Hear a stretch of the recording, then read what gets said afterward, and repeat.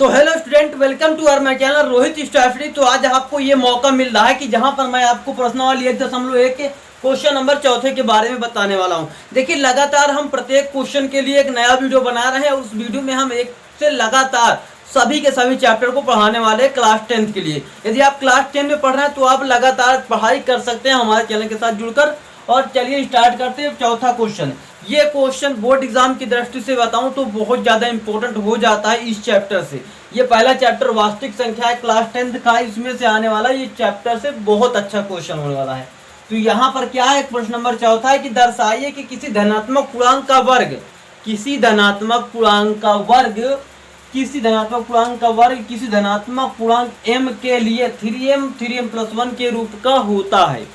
अब ये क्या दर्शाना है आपको नहीं समझ में आ रहा है, अब मैं आपको क्लियर बताने वाला हूँ। आपने देखा होगा कि मैं यहाँ पर युगल विभाजन में पहले ही सिखा चुका हूँ कि यहाँ पर कुछ संख्याएं होती हैं, यहाँ पर भी कुछ चीज भाग दिया जाता है, यहाँ पर कुछ बचता है।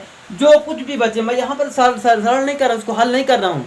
यहाँ पे देखिए आप, इसको हम बोलते हैं भाजक, जो भाग देने वाला होता है, इसको बोलते हैं भाज्य, इसको बोलते हैं भागफल, और इसको बोलते हैं शेषफल। नीचे जो बचेगा, आप ये जानते हैं तो आप इस सवाल को आसानी से कर सकते हैं। देख लीजिए, यहाँ पर आपको ये चीज जानकारी होगी और इस जानकारी के जरिए आप एक फार्मूला आपको याद होगा कि यदि आप भाज्य को a मान ले और b मान ले भाजक को और q मान ले इसको भागफल को और शेषफल को रिमाइंडर r मान ले, तो ये कुछ इस प्रकार एक फार्मूला होता है ये कि आप भाज्य बराबर क्या होता है, ये भाज्य है ना, ये भाज्य बराबर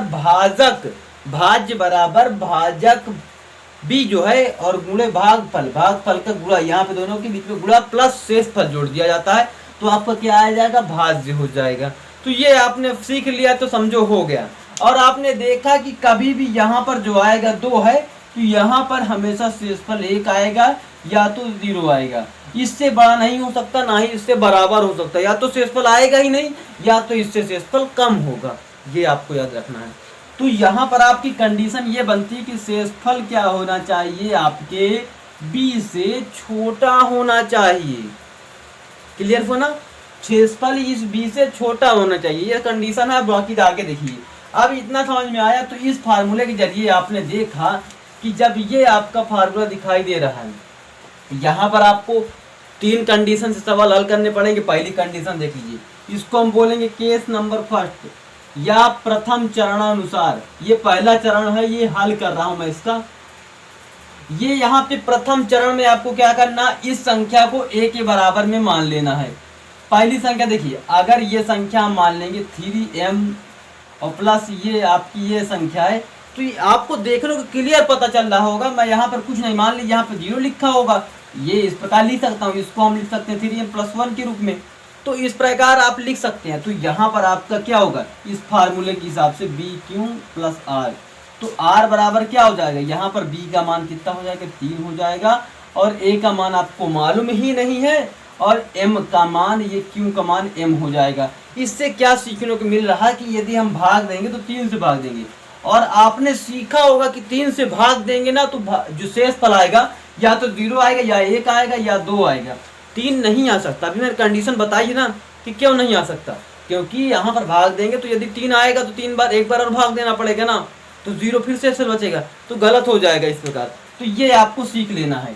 तो यहाँ पर से आपने देखा कि यहाँ पर क्या हो सकता है, इसमें मानना है, माना a कोई धनात्मक पूर्णांक है। कौन सा पूर्णांक है, धनात्मक पूर्णांक है, और बात किस चीज की चल रही, वर्ग की। इसके बाद वाला एक क्वेश्चन आएगा जो क्वेश्चन नंबर 5वां होगा, नेक्स्ट वीडियो में मिलेगा। तो वहां पर आपको घन की बात की जाएगी, जहां पर क्यूब करना पड़ेगा, यहाँ पर स्क्वायर करना पड़ेगा। तो माना कोई धनात्मक पूर्णांक 3m+1, इसको क्यों मान लेते हैं, 3q + 1, 3q + 2। 3q + 3 नहीं होगा, क्योंकि यहाँ पर आपका शेषफल कभी भी बड़ा नहीं होगा, शेषफल जोड़ में लिखा हुआ है। तो यहाँ पर इतने के रूप का होगा, तो यहाँ पर आपको पहला शर्त के अनुसार लिखना है, a बराबर आपको 3q रखना है, और क्या करना, दोनों पक्षों में वर्ग करना है, क्योंकि ये वर्ग दिया हुआ है। दोनों पक्षों का वर्ग करेंगे तो इसका भी वर्ग करेंगे, इसका वर्ग करेंगे तो 9 और 3 कवर करेंगे 9 हो जाएगा, क्यों कवर करेंगे तो क्यों स्क्वायर हो जाएगा। अब यहाँ पर से आपको निकालना क्या है 3m, तो यहाँ पर आप क्या करेंगे इन दोनों में से क्या कॉमन लेंगे, 3 बाहर निकाल लेंगे, बचेगा क्या 3q स्क्वायर। अब ये कोष्टक में जो संख्या लिखी है इसको क्या मान लेंगे, इसको m मानेंगे। देखिए a स्क्वायर बराबर 3m, ये कंडीशन हो गई आपकी। अभी आपने मैंने सिखाया कि 3m a स्क्वायर की संख्या का वर्ग 3m इसके रूप का हो गया ना। अब कंडीशन नंबर दूसरी क्या रखेंगे, केस नंबर सेकंड, ये आपको इधर साइड लिख देना। मैं यहाँ पर क्या कर रहा हूँ कि मुझे पास जगह नहीं है उतनी, तो मैं यहाँ पर से यहाँ पर कर रहा हूँ। तो यहाँ पर भी आपको क्या करना, a बराबर क्या रखना है, इसको इस संख्या को आपकी बार 3q + 1 को दोनों पक्षों का वर्ग करेंगे तो आपको एक मालूम होगा कि a + b का यदि होल स्क्वायर करते हैं तो a square + b square + 2ab होता है। नहीं होता तो याद कर लीजिए, यही याद था तो याद कीजिए और इसको आगे बढ़ाइए। तो यहाँ पर भी इसका भी वर्ग करेंगे, दोनों पक्षों का वर्ग करेंगे कुछ इस प्रकार, तो ये हो जाएगा वर्ग। और 3q मतलब a स्क्वायर, a का मतलब 9 का, इसका 3q का स्क्वायर, तो 3q का स्क्वायर ये है, अभी मैंने आपको बताया है। और 1 का वर्ग मतलब b ये a है ये b है, तो 1 का वर्ग मतलब 1 हो जाएगा। और यहाँ पर 2ab, 2a का मान 1 है, a का मान 3q है, b का मान कितना है 1 है। अब इसको 16 और सॉल्व करेंगे तो 3q स्क्वायर प्लस 3 दूना 6q + 1।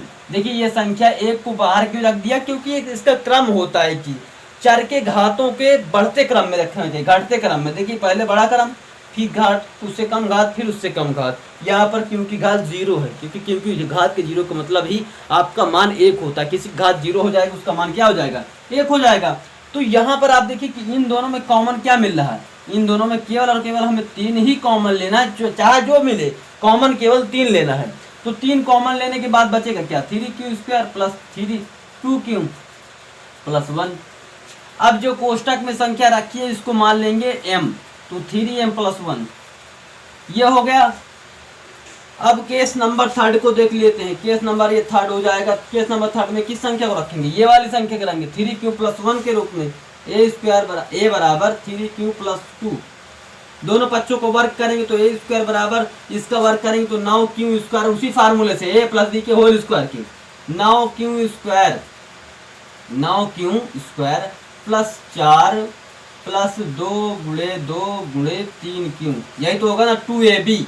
a स्क्वायर बराबर हो जाएगा 9q स्क्वायर, और इसका इसमें गुणा करेंगे तो कितना हो जाएगा 3 4 और 4 3 12, 12q + 4। 4 को आपको 2 खंडों में विभाजित करना 3 + 1 के रूप में। ये आपका स्पेशल फैक्ट है, इसको याद रखना है कि 3 + 1 के रूप में 4 को तोड़ना है, बस ये आपको याद रखना है। ये क्योंकि ये स्पेशल हो जाएगा। यहाँ पर से यहाँ तक में पूरे में कॉमन आपको क्या दिख रहा है, आपको केवल और केवल 3 दिख रहा है।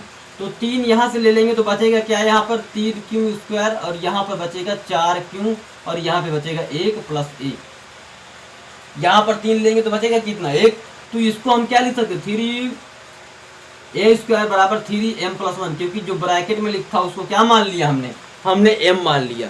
आपने देखा कि किसी संख्या का हम वर्ग कर रहे हैं तो वो क्या 3m + 1 और 3m + 1 के रूप का ही होता है। 2 ही प्रकार के होते हैं, एक ये और एक ये तो वही सेम निकल आया।